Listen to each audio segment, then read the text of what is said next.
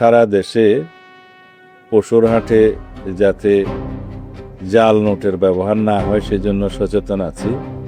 জাল নোট শনাক্তকারী অনেকগুলো মেশিন সেখানে আমাদের পক্ষ থেকে দেয়া হয়েছে, আর ব্যাংকের তরফ থেকেও দেওয়া হয়েছে। সেটা বাংলাদেশ ব্যাংক ব্যবস্থা করেছে। বিভিন্ন ব্যাংকের শাখাসমূহ সেখানে তৎপর আছে। এছাড়া যাতে শৃঙ্খলা থাকে, অনুমোদিত পশুর হাটগুলোর বাইরে যাতে কোনো হাট না বসতে পারে সেজন্য আমরা খুবই কঠোর ব্যবস্থা নিচ্ছি। গতকালকে একটা নজরে আসার সাথে সাথে সেটা আমরা বন্ধ করার ব্যবস্থা নিয়েছি। এটা সম্ভবত মিরপুরে মেট্রো রেলের কোনো লাইনের নিচে হয়তো কেউ এরকম তাও নিচে চেয়েছিল সুযোগ, সেটা সাথে সাথে বন্ধ করে দেওয়া হয়েছে।